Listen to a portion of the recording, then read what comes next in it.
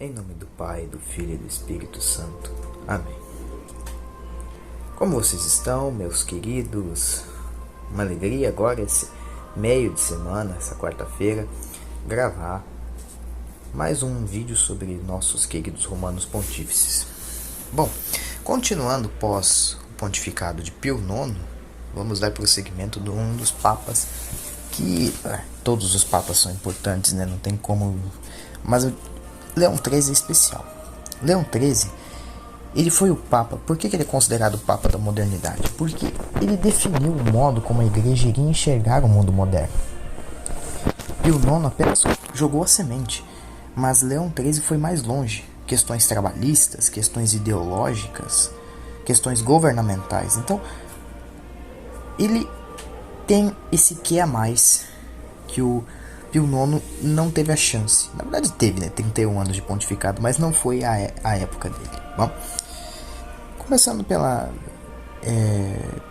pequena biografia, antes de nos aprofundarmos em seu pontificado. Nascido Vincenzo Gioacchino Pecci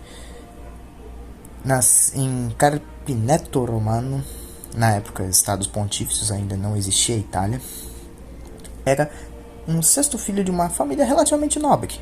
Tá? Estudou em Viterbo e em Roma. Completou sua formação na Academia de Nobres Eclesiásticos em Roma. Em 1837 ingressou no serviço diplomático dos Estados Pontífices. Ou pontifícios, no caso, né? Eu estou errando o acento. Esse piá, eu tenho que falar para vocês. Ele teve um... Não só ele era filho de família nobre, que não é nenhum demérito, mas o Vincenzo era especial. Ele tinha um apreço gigantesco pelo latim. E aos 12 anos de idade ele escrevia poemas em latim, para você ver o nível. Só para vocês terem uma noção. Ele foi chamado a trabalhar em Roma. Ele não era nem ordenado padre, mas ele foi nomeado Monsenhor. Você vê um nível de inteligência. O próprio Papa Gregório XVI tinha muito apreço por ele. Tá? Em 1843 foi designado núncio apostólico em Bruxelas. E pouco depois sagrou-se bispo. Então perceba, a carreira dele foi bem bacana. Em 1837 ordenado, e em 43 bispo. No caso arcebispo, não deixa de ser um bispo. E em razão de conflitos com o rei belga, foi exonerado e designado bispo de uma pequena diocese de Perugia. Ele teve sim problemas na Bélgica, tá? No entanto, ele também foi um homem de uma diplomacia dantesca. Vincenzo tinha uma capacidade de argumentar e de dialogar com ambos os lados surreal, tanto que ele foi condecorado com vamos dizer, uma medalha honorífica de nível absurdo da Bélgica. Então ele era um diplomata nato, tá? Em 853 foi sagrado cardeal, tá? E foi mais ou menos nessa época ele enfrentou um isolamento imposto por Roma e a reorganização de sua diocese e a formação do clero. Permaneceu em Perugia, isso lá na Bélgica, por 32 anos. Vale ressaltar também o papel dele no Concílio Vaticano I. O Concílio Vaticano I foi convocado pelo Papa Pio IX, como nós vimos no vídeo anterior, mas mais do que isso, o Concílio Vaticano I precisava de duas pessoas em si, vamos dizer, para organizar. Só para vocês terem uma noção, sabe quem foi chamado para organizar o Concílio Vaticano I? E nem era um alto clérigo? O irmão dele, Giuseppe Pecci. O irmão dele e ele, cara, ele esteve por trás do Concílio Vaticano I. Eles foram responsáveis, eles tiveram um papel importantíssimo antes mesmo do próprio Vincenzo se tornar um papa. Tá? O cardeal Vincenzo realizou duas importantes pastorais em 77 e 78. Quando eu falar assim, entendam 1800, tá? Quando debateu a renovação da filosofia cristã e as relações entre a igreja e a sociedade moderna. Os frutos de seu trabalho ultrapassaram as fronteiras da Itália. Não tem como não ficar emocionado quando se fala de Leão XIII, cara. Porque, principalmente na filosofia tomista, nós vamos ver em seu pontificado, tá? Em 77 ele foi nomeado Carmelengo. Quem é o Carmelengo? Você já ouviu falar da sede vacante? Sede vacante é o seguinte: quando um papa falece, o Carmelengo é o cardeal responsável por tomar conta, né, de Roma enquanto o papa não é eleito. Então, assim, existe sim uma colegialidade de cardeais, mas precisa ter um líder, porque só o colégio não é o suficiente, tá? Então, em 77 faleceu o sumo pontífice Pio IX. No caso, perdão, em 78 ele foi nomeado um ano antes. Caso acontecesse alguma coisa, ele seria o cardeal que ficaria no cargo. E depois da morte de Pio IX, no conclave, ele foi eleito. Assumiu o nome de Leão XIII para homenagear Leão XII, a quem ele tinha muito apreço também. Ele tinha 68 anos quando foi eleito. Quando os cardeais elegeram Vincenzo, eles pensaram: poxa, ele já está mais velho. Naquela época 68 anos eram considerados uma idade bem avançada. Para os padrões de hoje não, é uma idade idosa, mas não é tão velha. No entanto, eles se surpreenderam porque achavam que o pontificado dele ia ser um pontificado curto. Foi um dos mais longos da história da igreja, o quarto mais longo, salvo um engano, perdendo para João Paulo II, Pio IX e São Pedro. Então, olha o nível, tá? O Papa, então, Leão XIII, ele foi crucial, sempre com um diálogo muito aberto. Como eu disse, ele era um diplomata nato. Na época, o Império Alemão, Wilhelm II, França, tudo esses problemas, nós já vimos crises, isso vai resultar na Primeira Guerra Mundial. E ele também foi uma das pessoas responsável pelo boom, vamos dizer assim, do catolicismo nos Estados Unidos, um país sempre muito dominado pelos protestantes puritanos. Ele também era um homem de apreço de diálogo, não só diplomático, mas interreligioso. Ele demonstrou interesses em querer fazer a igreja anglicana voltar à comunhão com Roma, e tinha um respeito dantesco pelos ritos orientais, tá? Os ritos orientais, a tradição oriental. Os ortodoxos também, ele queria um diálogo com os ortodoxos, mas quando eu falo rito oriental, é um rito melquita, siríaco, são essas grandes coisas, tá? Leão XIII, ele teve que enfrentar alguns problemas que Pio IX deixou do seu pontificado. Muitos não eram por culpa do próprio Pio IX. Lembram-se da questão romana? Foi quando os revolucionários socialistas italianos unificaram a Itália e destruíram os estados pontifícios. Ele queria restaurar esses estados. Era um sonho de Leão XIII, mas infelizmente o Vaticano não tinha esse poder, tá? Então ele respeitou a decisão do Papa Pio IX, que ele se considerou prisioneiro do Vaticano. Então Leão XIII também ficou preso ao Vaticano por conta da hostilidade externa, certo? Leão XIII foi muito sagaz, porque ele percebeu que o mundo mudou muito rápido. O mundo para o século XIX e para o século XX passou por uma mudança gigantesca. Lembre-se, no final do século XIX nós passamos pela Belle Époque. Foi uma época de auge científico e cultural, mas que infelizmente culminou na Primeira Guerra Mundial, pois as potências europeias estavam se armando muito. Contra a expectativa de que muitos acham que a igreja é retrógrada, Leão XIII era muito favorável à ciência.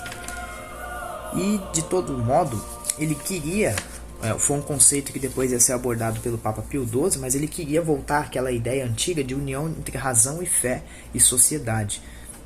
O Papa Pio XII chama isso de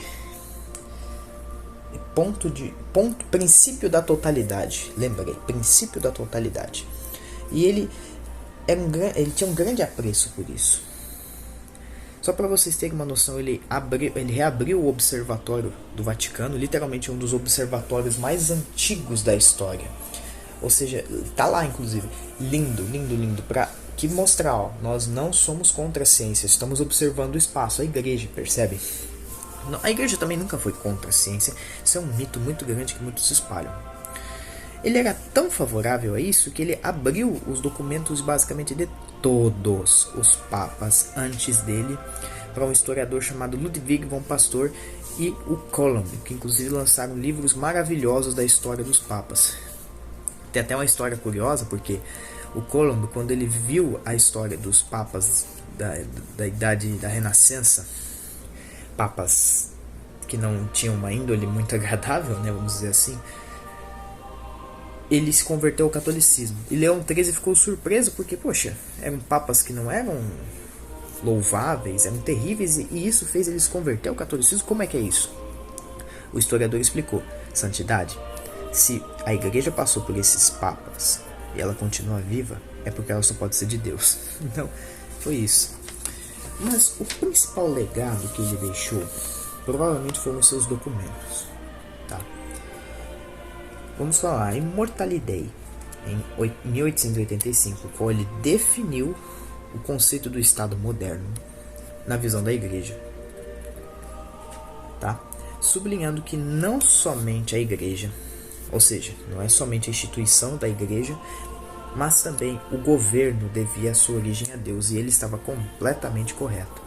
O governo moderno, como nós conhecemos desde a Idade Média, até o próprio conceito de nação, é graças à igreja, graças à legitimidade dada pelo Romano Pontífice na época. Inclusive eu posso fazer uma análise profunda dessas encíclicas, a qual estou fazendo da Humanae Vitae. Nós temos também, eu diria, uma encíclica especial ao Brasil, né? A Implurimis. Para quem gosta do Brasil Império, foi em 1888, quando a escravidão foi abolida no Brasil, né? E ele parabenizou o Brasil pela decisão. Ela foi escrita, óbvio, para o mundo inteiro, mas ela tinha uma atenção especial ao Brasil, que tinha abolido a escravidão de forma pacífica, e Leão XIII elogiou isso, porque lembre-se, no século XIX, inclusive ele estava vivo naquela época, a Guerra Civil Americana foi um evento que marcou o mundo inteiro, tá? Mas eu diria, além das próprias reformas tomistas que ele fez, querendo trazer o tomismo de volta à igreja, talvez sua maior contribuição foi a De Conditione Officium, como hoje nós conhecemos como Rerum Novarum,